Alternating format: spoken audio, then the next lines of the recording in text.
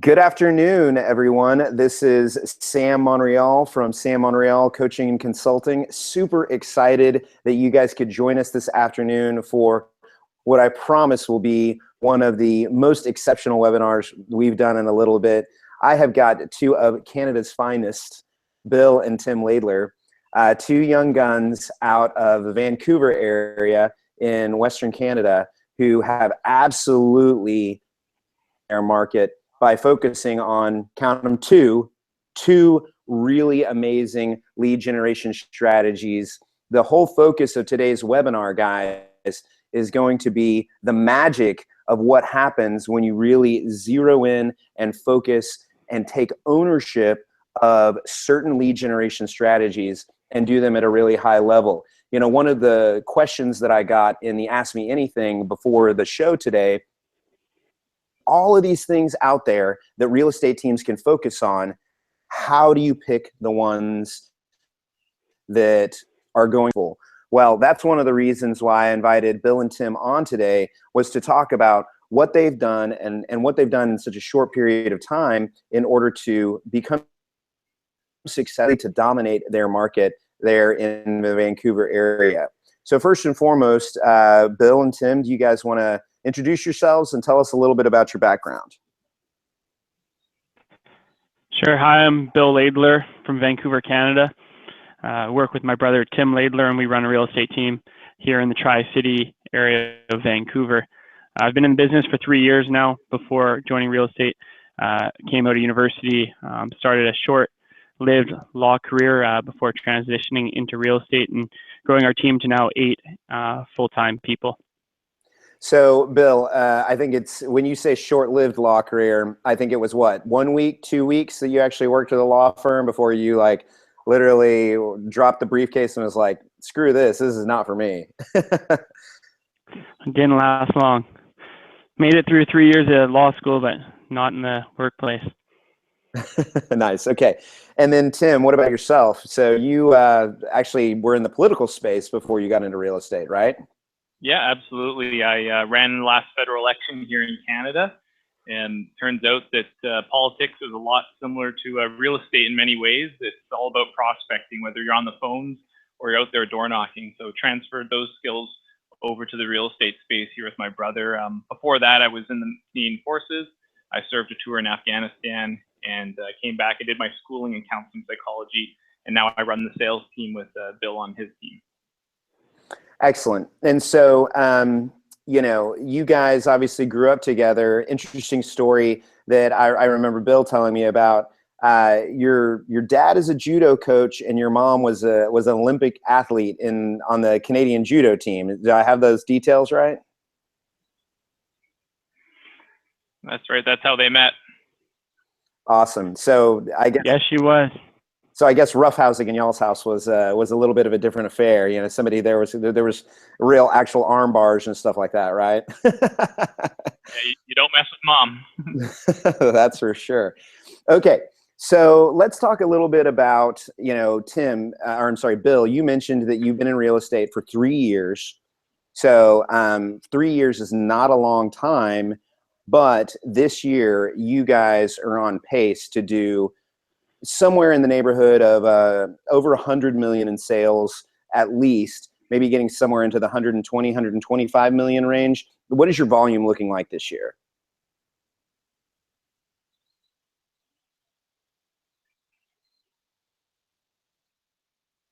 Sorry, Bill, we lost you.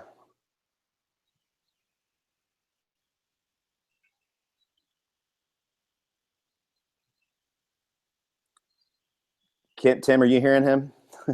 Yeah, I can hear him in the other room, just not on the mic. But yeah, he was saying that do 110 deals this year. Okay. The total volume would be about $120 million. Okay, so $120 million in volume. Now, you know, we are talking about a higher price point market, right? Vancouver, obviously, if you guys are going to do 110 deals, but do 120 million in production, we're talking about an average deal size of $1 million, right? Family homes in Vancouver and the area just outside Vancouver are rarely under $1 million these days. townhomes are obviously a bit less, but most of our work is on the single family residential detached homes. Okay, great. So you guys are still in a units-based business. Your units just happen to be a little bit higher than the average, right? Now, let's talk a little bit about how you have gotten to. Well, okay. So first off, let's talk a little bit about the commission structure in Canada, because, and in particularly in the Vancouver market. Now, I know that a lot of guys must be thinking that you guys are making hand over fist. But for our audience that it's in the States, they may not realize that in Canada you don't have the same standard 3% commission on an average deal. That's right. You want to try and take that, Bill? That's right. So the way it works in our area with our real estate board is that it's 7% on the first 100,000, and then 3% on the balance, and then that is split with the buying and the selling agent. Right. So that's what it is in other markets. Yeah. So I mean, the first $100,000, in a market where the average price point is over $1 million, that's a negligible amount, right? You're not talking about, again, not that $100,000 is a negligible amount, but when you're talking about the commissions on these larger deal sizes. So the reality is you guys are really more like in a 1.5% commission market, what you're actually earning on these sales. Is that a little more accurate? Yeah, exactly. Okay. So, I want people to understand that, because the power of you guys' strategy is how to deliver this super profitable business in a market where you're actually making about half as much in commissions as the average real estate team. And I think we have Bill back. I'm working on it. There we go. Can you hear me? Coming in loud and clear. So we were just talking about, Bill, this reality that you guys have in your market, that you're not getting these big, huge commissions. So even though you guys have a higher price point than most of our listeners have, you still have to deal with the fact that you're earning about half as much in commission as a percentage in all U.S. markets, right? So we hear. So, what are you guys actually going to be doing in GCI roughly this year? We'll hit right around 1.9, maybe break 2 million if we have a really strong next couple of weeks. But we're looking around 1.9 this year. Okay, so guys, just to run through the numbers, because again, this is pretty impressive stuff. 3 years in the business, going to do about 120 million in volume, 110 units, and about $1.92 million in GCI. So if you're not excited at hearing those numbers to figure out how these guys have done this, then I don't know what else to tell you, because that's pretty amazing stuff. To do all of this level of production in a very competitive market, and to do it in such a short period of time, I'm sure our listeners are wondering how you went about doing it. So let's start off by talking about, Bill, when you very first got into the market. Clearly you had a lot to learn. What did your first couple of months or a year in real estate look like? So I started into real estate looking for the quick fix. How could we make a lot of money very quickly? And I made a big mistake by purchasing a lot of internet leads in my first 3 months. So what I actually did is I came up with a subscription to one of the programs you may have heard of, Tiger Leads. And I recruited 15 agents in our marketplace to work with me and work these internet leads. Thought that the buyers would be flowing in very easily. Found out that 1, internet leads aren't the best leads to start with, but 2, it's even harder to manage real estate agents by feeding them phone numbers and making sure that they're following up and closing on all these leads that I was personally purchasing and paying money out of pocket for. So after 3 months, I ran myself for almost $30,000 to $40,000 into debt buying internet leads, and I had to find a better way to get myself out of that situation.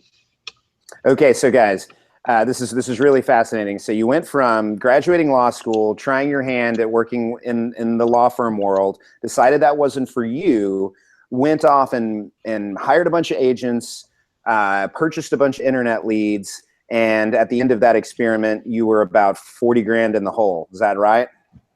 Yeah, I went for the $10,000 a month subscription. We were handing out, I think, 500 leads every month, and 3 months in, I had one deal from all the work, and it wasn't covering itself at all. Now and you know, the reality is that story is not unique, guys. I think there are probably a lot of folks that are listening to this webinar right now that are shaking their heads because they can identify with that story so much. Now, what was the big turning point for you in transitioning into the model that you found was ultimately going to be successful for you? So from that experience, realized very quickly that to last in this business, we had to control the listings. And if we were controlling the sellers in the marketplace, that's the way that you can actually scale your real estate business. So moving on from the internet leads, I was researching online a lot of different ways on how to get sellers and how to prospect for listings, and came across a lot of expired and for sale by owner programs, which focus completely on outbound prospecting. Then was that the point that you guys started coaching with the Mike Ferry organization? I joined in with Mike Ferry about a year into my real estate business. We started off doing just for sale by owners and expired systems that we had purchased online. Okay, great. And so, you know, basically once you really got into that whole world of expireds and for sale by owners, that's when you really started focusing on the outbound prospecting piece, right? You know, hitting the phones hard and doing it in a dedicated way. So what did that look like for you at that point in time? You know, were you just cranking the phones all day, every day, or kind of what did your day look like? Yeah, I still am very scheduled and regimented. When I first got in the business, I went back 5 years for all the expireds in our entire marketplace, not just where I'm working today, but in the entire Greater Vancouver board. Sent them all to India to get phone numbers. We don't have RedX or any other Vulcan providers to provide us expired numbers. Okay. And I had a list of about 5,000 expires for our entire marketplace, and I would just crank the phones out from 8 a.m. to 8 p.m. talking to every single person that I could. So you were literally, because you didn't have anything else to do, you were spending 12 hours a day banging the phones, for lack of a better term. Not only didn't have anything else to do, but I had to get myself out of $40,000 worth of credit card debt. Okay, awesome. This is a great story. So you just sat down, buckled in, dived in, and really focused on working this list of 5,000 old expireds in your market. And again, for those of you that don't know, the Vancouver market is huge, much like any big metropolitan market. And, you know, you guys actually focus on a smaller market now. And we'll talk a little bit more about that transition. But, you know, of that 5,000 expireds that you're cranking through, what happened? How many listings did you ultimately take? What happened for you? So first 3 months, we had the one buyer sale from our internet leads. By the end of that first year, we had closed 49 transactions. And around 25 of those were from expireds. Okay, so one deal from $40,000 worth of internet leads and another 48 from, I guess it sounds like from working the phones and then maybe deals that came from those listings, correct? Yeah, mostly expired, some for sale by owners, and then some double ends and some buyer sales from the clients that we had sold. Okay, so from mess to success in 1 year's time by really hitting the phones hard. And then what happened in year two? Year two was last year. I was able to take some of that money, reinvest in my business, hire myself an assistant. Once you got into the tail end in my first year doing 49 deals, and I had some like 10 to 15 listings at a time, really found myself being stuck in the busy work. So we had to leverage ourselves out of that. And picking up Leslie, who's been with us ever since, was a big part of growing myself into where we are today. Okay, so, you know, and during that time, even when you brought on an assistant, you were still hitting the phones. As a matter of fact, you hit the phones to this day, right? So your day to day looks like hitting the phones from 8 a.m. till 11, and then you go on listing appointments? Close. We're in the office at 8, role play from 8:30 to 9, and then we prospect from 9 till noon, lunch from noon to 1, and then appointments all afternoon. Okay, great. So now, Tim, when did you join the team? So I joined the team in January, and that was the beginning of the third year. Okay, and so you came on board after, you know, kind of Bill had created the successful model where you guys really focused on outbound prospecting via the phones. Now, I think what's really interesting, you focused exclusively on prospecting, basically sort of building a lead generation or prospecting wing of the business. Now, what all does your standard day involve when you're totally focused on prospecting? So, as Bill said, 8 o'clock we're in the office, 8:30 for the role play to really start refining our skills and practice those objection handlers until noon. And then we do door knocking in the afternoon, 1 o'clock till 4. Okay, so this is so for those of you who haven't picked up on it yet, again, these guys are going to do 120 million in transactions in volume, 2 million roughly in GCI, 110 units, and all they do is hit the phones and door knock. So they do these two things, and they do them extremely well. Bill, have you bought any internet leads since your disastrous affair with buying internet leads, you know, when you very first got in the business? No, I refuse to even get a website. Yeah, y'all don't even really have a website. So, and you know, again, not saying that those strategies can't be an important part of a real estate business, guys, but there's a lot of magic and there's a lot of power in figuring out what works for you, figuring out what you can excel at and what you can focus on, and investing heavily in those activities. So, Tim, you're sitting in front of a map of y'all's kind of door knocking territories. So I think this story is really interesting because you kind of took this idea of breaking down neighborhoods from your days in politics to the localized market that you guys specialize in. It's the Tri-Cities area, correct? So can you explain the market that you guys currently focus on to those of us in the States here? So most of our neighborhoods are very typical. They're cul-de-sac, single-family homes on lots that are 60 feet to 45 feet wide. Basically, for our door knocking concept, we've broken down the neighborhoods into sort of bite-sized pieces, schedule where we know on one day 2 people door knocking can cover off a certain number of homes. Usually, it's about 50 houses per person. We make sure we go through the routine one, so we cover the entire area over the year.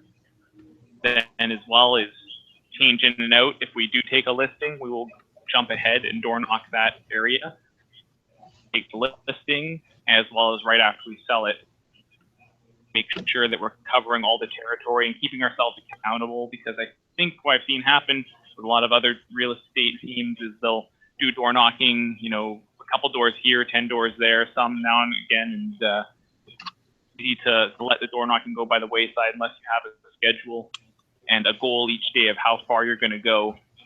You know, especially out here with a bit of rain, you can think, oh, well, you know, I've done this street, that's good enough today. Up to a map, make sure you finish that off. That's how you really get the numbers up. Okay, so you dropped some major pearls on us, and I just want to go back through those because for those of you listening at home, this is huge. So they didn't decide to just undertake door knocking as sort of a random happenstance thing. What you guys do is you focus on door knocking as a very strategic, goal-oriented piece of your business. So you described, you know, 2 people going out there and hitting it as being able to hit at least 50 doors a day. Is that correct? Yeah, 50 doors each. 50 so doors if we have each. 2 of us, we'll cover 100 different doors. Okay, and so, for instance, on that map behind you, how many homes does each of one of those color-coded blocks represent? Each one is approximately 100 homes. All right, so you have the entire market that you serve broken down into 100 home blocks, and your strategic goal is to hit each of those homes how many times and in what time frame? So with the area that we cover, we've mapped it out over 1 year. We know we'll hit every single home at least once in the year, and then we'll double up in areas where we take a listing. Okay, and then Bill, from a phone-based perspective, you guys again target these same set of homes. So again, you've really chosen to super dominate in this one market. So talk to me a little bit about how the strategy works from the phone-based perspective. So one of the big things that we've learned is to make sure that our lead follow-up is for only leads who are selling in the next 90 days. If we have leads in there that are further than 90 days out, something can change in their life that we're calling them, and our conversion is not as high as what we thought. So we will single out people that we find who are moving in the next 90 days. Otherwise, we know that based on the number of phone numbers we have and how many callers we have, we're going to call each household once every quarter, just on a general just sold. And that makes us much more efficient in our calling, because when we're doing lead follow-up, our dial time, or number of dials that we can make per hour, significantly drops. Interesting. So your primary lead follow-up time that you're doing from a phone-based perspective is folks that are within this 90-day window, because you know that through a combination of door knocking and then your just general blanketing of the neighborhood with phone calls, that you guys are going to hit these people a couple of times anyway. Is that right? Yeah, we'll hit every household on the phone 3 to 4 times per year. Okay. And so again, how big is the market that you guys serve? How many homes? We have about 150,000 people. Okay, so 150,000 people, 2 strategies, and your goal is to hit each of these folks in the market that you serve 3 to 4 times a year. Is that correct? 3 to 4 times a year on the phones, and then Tim with his team will hit them once or twice on the doors. Okay, so you're actually hitting each of these folks, and again, these are not necessarily past clients or anything like that. These are just people that you're looking to make sure that they know your name and know who you are as an organization. And of course, every time you do door knocking, y'all are dropping some literature about a home in the market that y'all recently took a listing on or sold, right? Yes, that's right.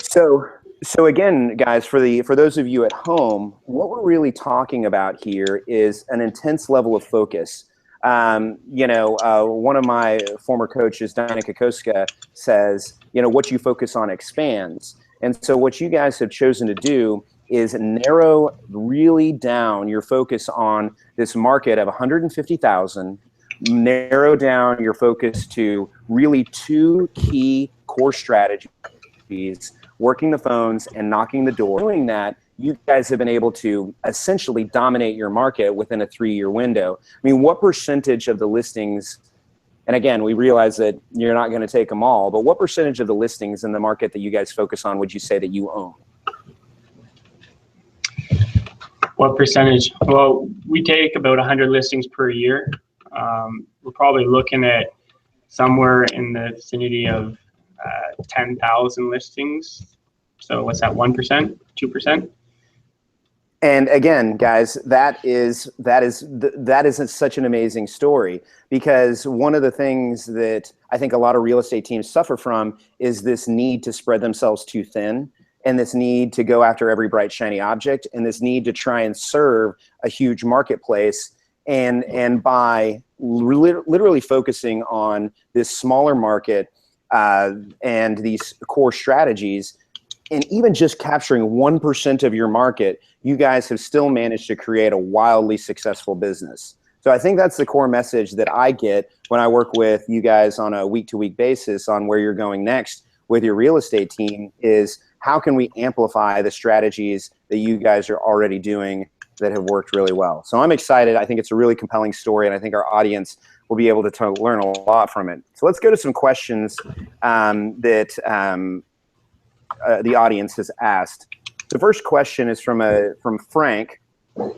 Frank Kinney asks, Bill, tell us about the costs related to your lead gen strategies. So again, you're focused on some of the lowest cost activities, but what are the actual costs that you guys are looking at as an organization? So for direct prospecting, we have $200 a month for each agent for their Mojo Dialer, which is probably the most important tool that we have. That's essentially the biggest cost for prospecting. We also drop off flyers that are pretty average printouts, and we'll run about $500 to $1,000 a month in printing costs. So those are our prospecting costs, and then we have 2 full-time assistants to help us service all of our clients. Okay, so your Mojo Dialer at a whopping $200 a month. $1,000 to print off literature and some salaries. So Frank, if you're watching right now, that is about as inexpensive as it gets from a cost perspective in lead generation. One of the things I always tell my clients is there's always somebody willing to sell you something in real estate. But there's a lot of strategies that you can employ that are very inexpensive that deliver big results. Guys, Bill, if you're comfortable sharing, what are you looking at from, potentially a profitability perspective of the business this year? Profitability after all salaries and Tim's team's bonuses, I'll be about 1.2 million. Okay. Wow. I mean, that's over. And again, you are still selling yourself. You guys are, obviously still in the business of working with clients, but the fact that you're bringing in 1.9 in revenue and 1.2 of that is going to be profit is huge. So guys, again, lots of nuggets being dropped along the way here. Look at some of the things that these guys are doing and see how you can implement them in your business. Okay, Jason, who always is dropping great questions in here. Jason asks, are you guys still doing any expireds, or are you just basically focused on working the neighborhoods in the market that you serve? Tim, you can take this. Yeah, so with the Vancouver market in the first 6 months of the year, it was extremely hot, as I know it was at lots of places. We had so few expireds, we didn't actually have an expired system working here. There would honestly only be a handful of expireds every week. So we focused all on circle prospecting, our just listed or just sold properties. And that really is still the backbone of what we do. Now that some have expired, it's actually an opportunity for us. We've been going back into it and really throwing our business on the last few months. Okay, great. So, you guys are, because again, and I know your market a little bit better than most because, talking with you guys regularly in coaching calls, but, Vancouver up until recently has been sort of flying off the shelf, lots of homes selling, with multiple offers, with just a minimal amount of time on market. So there hasn't been a big expired component there. So again, the guys have focused on doing the hard work of working their neighborhood and working it, very repetitively and very relentlessly. Okay, another question that came in here is, what are the expected prospecting goals for the day? So for instance, when y'all are working phones, what are the, calls, contacts, nurtures, appointments, goals? And again, same thing from the door knocking. Oh, nice. If you can see this board, this is from this morning. So we have it registered at the back here. This morning we had 4 agents in calling for 3 hours. So we had a total of 12 hours calling time. We made 844 dials, 151 contacts, 6 nurtures, and 2 qualified listing appointments. And that's awesome. Our goal to ensure that we have at least 4 people in the office doing 3 hours of outbound prospecting every morning. Okay, great. And then what are you guys trying to accomplish when you do door knocking? So it's about 50 doors per person. Okay. What we find on that door knocking is that, you can get 2 more qualified nurtures and ideally 1 listing appointment per day you going out. Now, Tim, you have talked about with me, one of the things that you find is that by doing the combination of the phone calls with the door knocking, you kind of get this overlap effect that happens. Talk about kind of the experience at the door that you run into when people have been hit on the phones multiple times with you. They've had literature dropped off at their house multiple times by the team. What's kind of the interaction you have at the doors? Well, when you're cold calling into an area for the first time ever, you're going to get a lot of people resistant that no, I don't want anything, thank you. Once they've seen your calls, seen your signs go up, and seen something at the doorstep, and you finally walk up in person, there is a much more perception. And what we're able to do, the big thing for us is capturing people's cell phones. So if they are interested, so many people these days don't have the home line, and they're a huge chance to get them on the doorstep, have a nice chat. You get their cell phone number, we load them back into our database, the next time we call through. Great. So you're actually improving the information that's in your database through this very manual process of going door to door. That's huge. I didn't even realize that was a component. I just thought people are generally like, "Oh, I've heard of you boys. Come on in, have some tea." Surprised the number of people who, on the first time we're on the door, invite us in to do a tour of the home and show us around and try and prep us on how much the home's worth. Okay, great. So somebody asked, are you guys printing, and this might have been a miscommunication earlier in the call, but they asked, are you printing 150,000 flyers a month? I don't believe y'all are doing quite that much. You're only printing enough flyers to support the door knocking efforts, right? You're not like direct mailing your neighborhoods, correct? No. So we may hit, I don't even think we hit 150,000. We have 150,000 people in our market. I don't know if there's that many houses, but that would be over a 1 year period that we would leave something at the door, not monthly. Okay, great. And then somebody else is asking, again, we're getting some pretty technical questions here. Tim, if nobody's home, do you still leave something at the door, or you only leave something when you talk to them?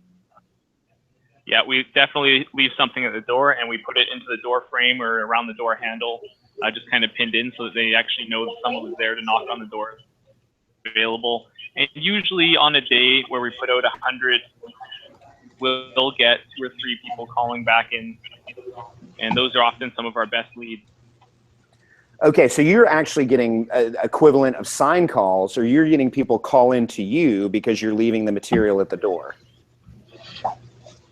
So this is fascinating, guys, because most teams do door knocking as an afterthought. Because again, I'm thinking here in the Austin sun, where I jokingly said that, or when we were getting everything tested for the phone call, that it's in December finally, so I finally got to wear a sweater for once. But Vancouver, can be, a colder market. It can rain there. And so, but you guys are still making sure those doors got hit even on those colder, rainy days. And I think that's important to remember, that if you're going to make door knocking a strategy, it's something that is not dependent on if the weather's nice. It's dependent on making sure the outcomes are achieved, right? Oh, and I'll tell you, when the rain's going, that's the best time to be out there on the doors. Just grab an umbrella, drop it at the front of the doorstep before you come up, knock on it, and you'll get so much more of a positive reception for people thinking, wow, you realtors, you are actually working hard. You're out here in the rain door knocking. That's awesome. That's awesome. Okay.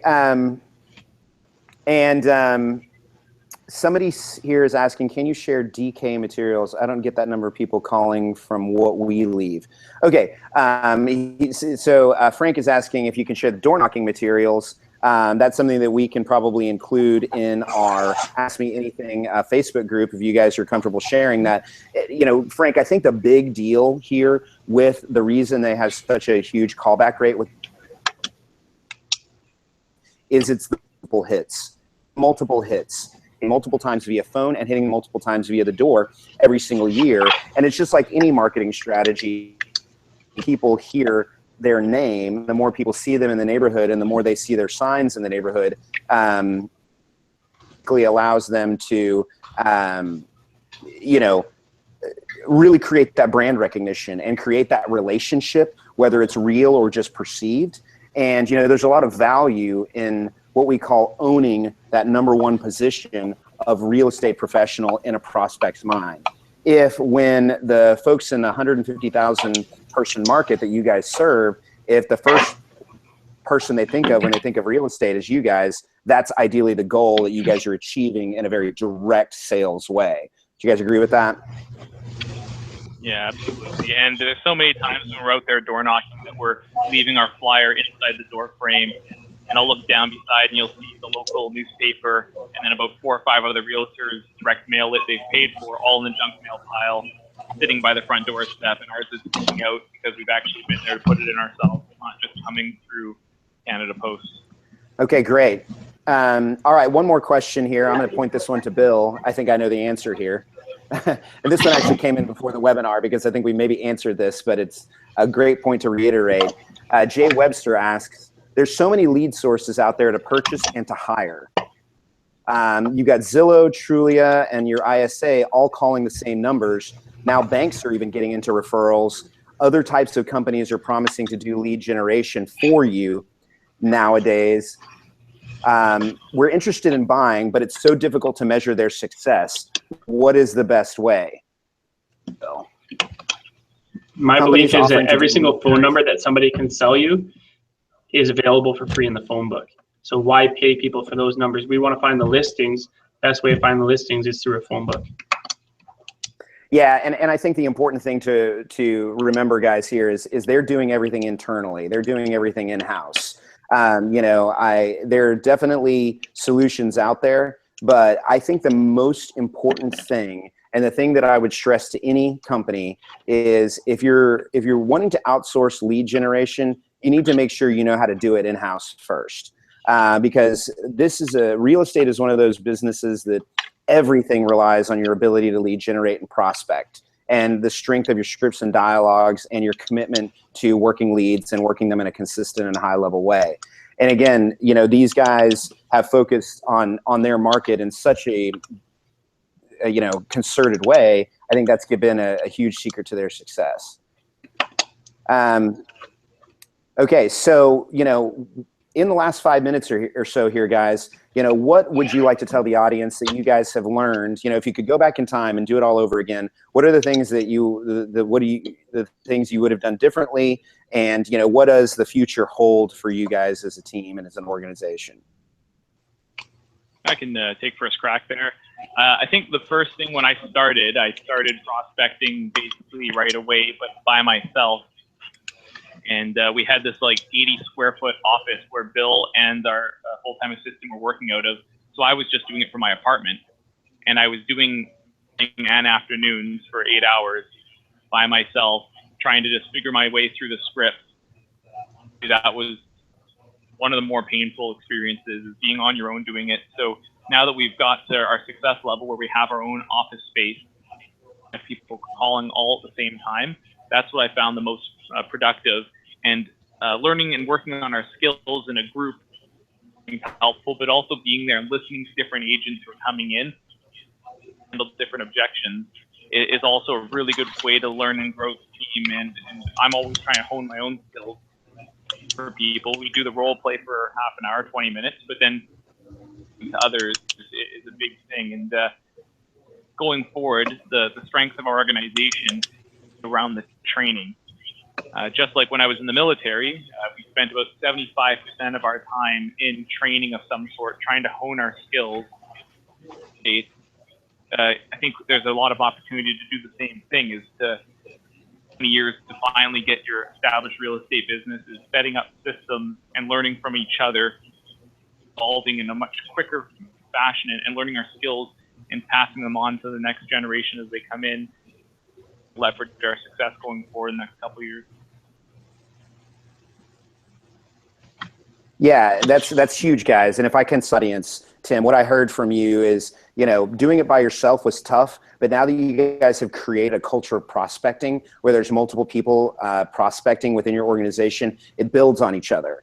And I think that's huge, because I personally know, whether it was with the Heil Group or Rockerbox, when it was just one person stuck in a room doing it by themselves, it doesn't even compare to when you have a whole army of people really prospecting at a high level. That's awesome. Thanks for sharing that. I love that whole culture of prospecting and how that can transform an organization. What advice do you have for our audience, again, if you could go back in time, and also what's on the next on the horizon for you? In terms of advice, really can't stress strongly enough, the more information that is out there in the marketplace, all of our clients and customers can access lots of the sold listings, lots of their neighbors' pricing. So when they're wanting to meet with a real estate agent, they're wanting to meet with a local area expert who knows more than just what's available through the MLS. And the market's going to move more and more towards the top agents who are selling the most homes, because that's where the information advantage is. By selling the properties and then prospecting off the listings that you've just sold, is going to become much more valuable moving forward. So you can't just spread yourself out. You have to be hyper focused and know the most about your most specific market. Again, guys, I know we have kind of beat it over the head here in this webinar, but the value in dominating the market and being that local market expert and zeroing in your focus has been a major secret to these guys' success. And again, 3 years in. And what did you tell me earlier today, Bill, that you've already gone on 251 listing appointments this year, and it's only been 11 months? Yeah, 251 listing appointments. But let me add to that, because not only do you have to be super focused and highly focused in your market, you also have to provide the best customer service, because all of our outbound prospecting, we don't just prospect for new clients, we prospect for referrals and that repeat business, which is so important to making ourselves grow. And to have that great success and the great experience from one client, when you're going to meet their neighbor and you can refer back to that, oh, we just sold Shirley Bain's house, she was so happy with how it went, and she's going back and talking to her neighbor, it gives you a much better chance of winning that listing. Again, guys, huge. It's not all about being the best prospector, being the best salesperson. It's about being able to deliver and satisfy. It's about creating and providing that referral-worthy experience. I know we spend a lot of time focused on how these guys generate business, but it's just as important to them, and I know because I work with them, that they deliver an exceptional level of service. Because again, if you are going to be the man in a market of 150,000 people, you have to make sure that every single deal you do is an exceptional 5-star level deal. So again, lots of amazing pearls and nuggets being dropped throughout the conversation today. I really appreciate the time that you guys spent sharing with us and sharing with our audience. I know there's going to be huge, a lot of ahas that the folks are getting today. So if anybody wants to get in touch with you, what's the best way to do that? Reach out to us on either of our direct lines. My number is 778-872-3300, or on our email, laidlerw@gmail.com. Yeah, we're happy to help anybody out that we can. Awesome, guys. Well, I really appreciate it. And for our audience, I will be in Vancouver in January this year in advance of the GoBundance conference. For those of you out there that haven't checked out GoBundance, it's going to be huge. So I'll be shooting some video and doing some little Facebook Live when I come and check out the Laidler's office in person. I tell you what, I have literally learned as much from these guys in the process of coaching them that as I have probably shared with them. So it's been a really awesome experience for me. And as always, for those of you that are interested in learning more about how Sam Monreal Coaching and Consulting can help you grow your business and can help you dominate your market, visit our website at sammonreal.com, click on the Contact Us page, fill out the form for a free coaching session. Myself or one of our expert level coaches will talk to you about the lead generation strategies that can help your business go to the next level. Take advantage of that free coaching session. All it takes is an investment of an hour of your time, and I promise we'll help show big results for you and your organization. Again, thanks, Tim and Bill. Really grateful for your time today, guys. And we'll see you guys next time in our Ask Me Anything webinar series. Thank you. Good luck.